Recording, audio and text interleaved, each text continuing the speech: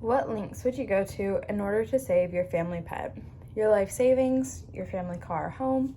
The good news is that most do not have to go to such an extent in order to save a beloved pet or any pet at all. Many adoption agencies ask for a mere $1 a day donation, with some being less. But with the ever-growing animal community, there are many unowned pets who suffer daily without food, water, or medical treatment. These are the precious animals who need our help in order to survive. If some are lucky, they are placed into an adoption center where they are given a grace period most of the time. And after that grace period, pets are euthanized, meaning they are killed in a humane way. Adoption centers quickly become overfilled and thus resort to euthanizing an array of animals to prevent becoming overcrowded. A struggle some animals face in life are the clipping of their ears, tails, and claws. Inexperienced pet owners, influenced by other pet owners, tend to have their animals' ears and tails cut. This causes damages I will at some point further elaborate on. There are many things that differentiate the experience of buying a dog from a breeder versus adopting from a shelter. The main differences include the major price difference as well as incomplete medical records, which I will also further explain. There are undoubtedly pros and cons when looking at buying from a breeder versus adopting from a shelter, which makes the decision ultimately come down to the buyer/adoptee's knowledge of the animal community. We've all seen the ASPCA, American Society for the Prevention of Cruelty to Animals, commercials on TV. Sad montages of malnourished and abused animals paired with a tragic orchestral music are not uncommon to see while flipping through channels. These commercials are dramatized and purposefully made to yank at one's heartstrings in order to inspire actual change in the animal community.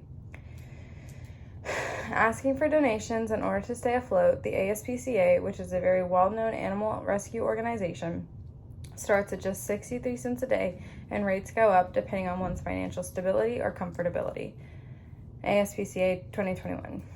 This does not come as a surprise to any, as many adoption shelters are consistently behind in the upkeep of the animals that they maintain because of monetary issues.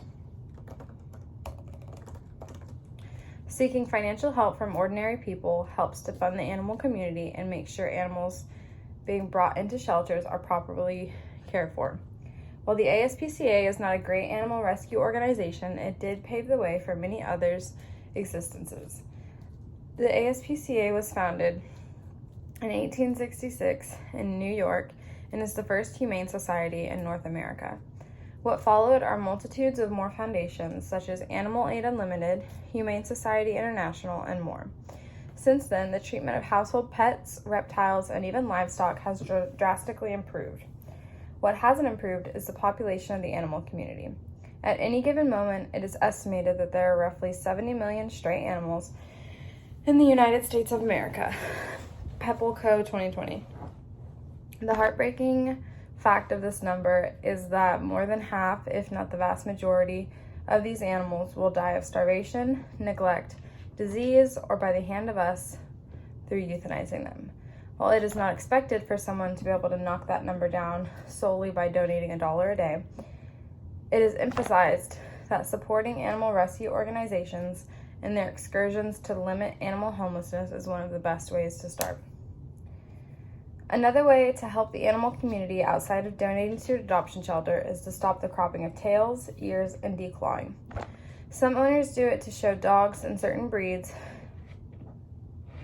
in order to make them more appealing to judges and other dog owners in general, while others crop their pets' ears and tails for health reasons. There is no majority rules opinion, as dog breeders and show dog owners avidly defend the clipping of ears, tails, and claws, just as avidly as those who are against it oppose it. Based off of the extensive research I have since conducted, I have found that the clipping of dogs' ears and tails cause deeply excruciating pain and are more so not necessary. Nuez 2017. The procedure of clipping a dog's ears goes as follows. A puppy, typically 6 to 12 weeks of age, is put under anesthesia. The veterinarian then cuts the floppy part of said dog's ears until the desired shape. After, the dog's ears are taped to an extremely firm and upright surface where they're bandaged together to heal for the next 4 to 6 weeks. This is an extremely painful surgery for a dog to undergo. This then poses the question of why owners do this to their dogs. On one side of the debate, it is said that the cropping or cutting of dogs' ears reduces the risk of infection. On the other side of the debate, it is said that doing so does not actually reduce the risk of infection and instead actually poses more health risks. If a dog's ear were to be cut wrongly or in a way that introduces further threat to the animal, there are a multitude of health issues that can occur. The ears can continue to bleed for weeks, if not lifelong, after the surgery, and the dog can suffer hearing loss, and even death can occur if the ear were to become infected. The surgery itself poses much more risk to the animal than what the actual reason for the surgery ever would.